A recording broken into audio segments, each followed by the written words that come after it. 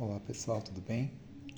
Eu sou o professor Felipe e esse material aqui é um material de apoio para aqueles que necessitam fazer as compensações de ausência da disciplina de Filosofia e Sociedade Moderna. Esse material vai estar abordando especialmente duas aulas. A aula 1, Selvagem versus Humanos, e a aula 2, Desenvolvimento e Civilização. Então, antes de começar, eu vou explicar o que vai ser necessário ser feito. Vocês vão prestar atenção nessa aula aqui, nessa pequena aula, e depois vocês vão escrever um texto de no mínimo 10 e no máximo 15 linhas a respeito de Rousseau e das temáticas abordadas nessa aula, ok? Então vamos lá. Vamos começar falando especificamente de quem é Rousseau. Jean-Jacques Rousseau nasceu em Genebra, na Suíça, em 1712. Ele teve dois livros muito importantes. O primeiro deles foi Discurso sobre a Origem e Fundamentos das Desigualdades entre os Homens, de 1754.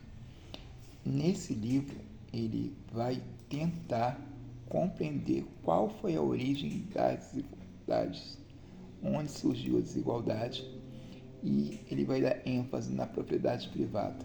Então, para ele, quando surge a propriedade privada, inicia-se as desigualdades entre os seres humanos.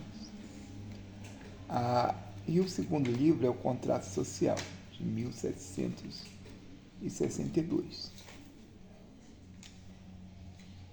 Um tema bastante importante é a educação. Ele, no seu livro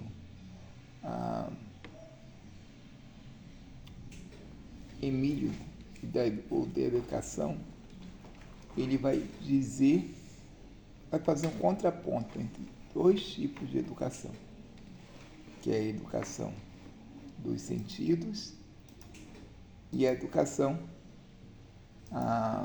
da mente. Então vamos lá. O que seria a educação dos sentidos? Para o Rousseau, refere-se a uma educação sensorial, obtida por meio dos sentidos, pela observação do mundo natural.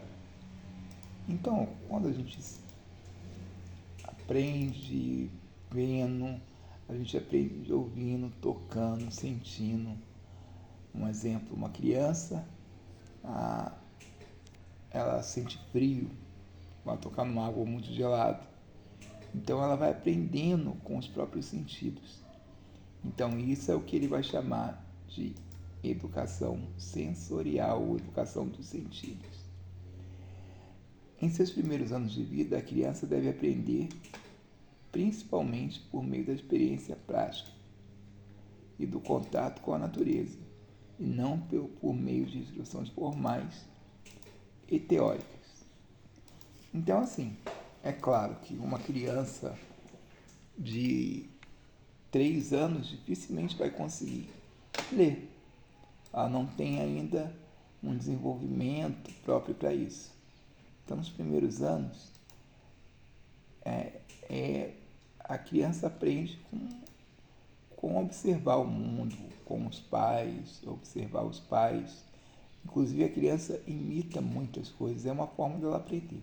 Tá? E a educação dos sentidos enfatiza o desenvolvimento natural das concepções e habilidades práticas. Então, tudo que vem diretamente do contato com a natureza, diretamente com a observação dos sentidos, é o que ele chama de educação dos sentidos.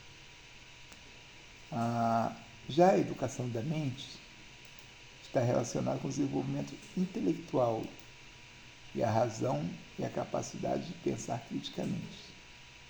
Ela conecta-se com a instrução formal. Ela deve ser introduzida em fases,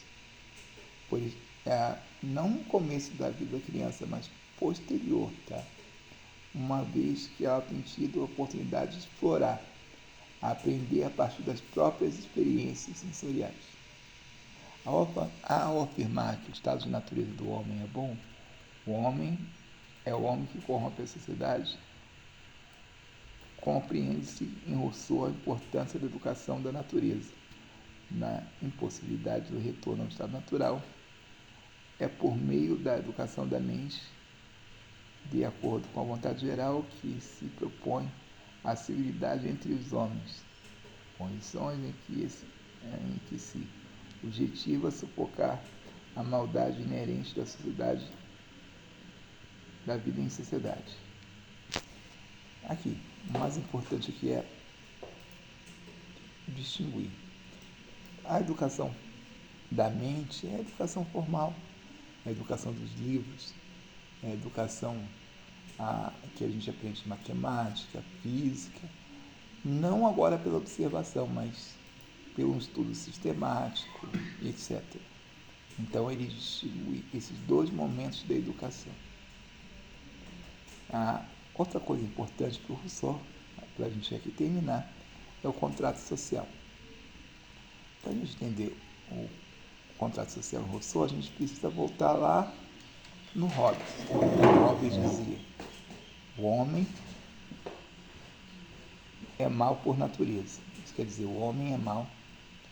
E por ser mau, o homem precisa, ao viver em sociedade, ter leis que garanta que de alguma forma ele seja controlado, tá? Já o Rousseau pensa ao contrário. O homem no estado de natureza, isso quer dizer, o homem antes de viver em sociedade, ele é bom, porque ele convive com a natureza, porque ele aprende com a natureza. Então, para o Rousseau, o homem é bom e é a sociedade que o corrompe. Então, o contrato social, Jean-Jacques Rousseau argumenta que a sociedade civil é marcada pela imposição de amarras ou restrições às liberdades naturais do homem.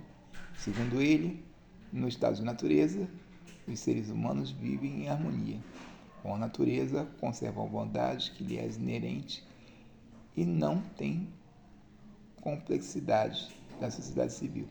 Todavia, a transição para a vida em sociedade implica certas condições.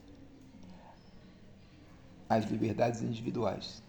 Tais amarras surgem porque, para se proteger e proteger a sociedade como um todo, visando o bem comum, são necessárias concessões. Então, para o Rousseau, entre o estado de natureza e a sociedade civil, que é o momento que vivemos hoje, existiu a sociedade selvagem, sujeita a todas as espécies de maldade e violência. A propriedade privada surge na sociedade civil. É uma das formas das fortes desigualdades sociais e conflitos. A necessidade de proteger a propriedade privada e manter a ordem social leva à criação de leis e instituições. Leis e instituições restringem a liberdade do homem. As restrições, apesar de limitarem a liberdade individual, justifica-se por meio do benefício geral que a sociedade oferece, como segurança e alguma liberdade. Bem, terminando aqui, mas o que é mais importante a gente marcar aqui do Rousseau?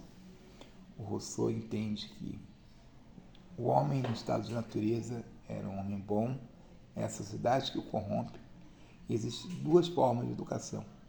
A educação da mente, que é a educação mais intelectual, e a educação dos sentidos, a educação do aprender, do fazer, do aprender com a natureza. E é isso, pessoal.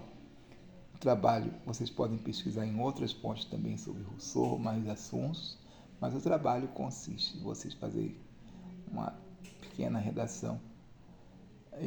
Eu ia colocar no mínimo de 10 linhas, mas como a gente está fazendo aqui no Forms, eu vou colocar no número de palavras, eu acho mais tranquilo, tá? Então, que tenha pelo menos aí, ou mais, no mínimo, 30 palavras. E então escreva uma redação com no mínimo 30 palavras aqui no Forms. E esse é o trabalho de recuperação de falta, tá certo? Um grande abraço aí para vocês e até a próxima.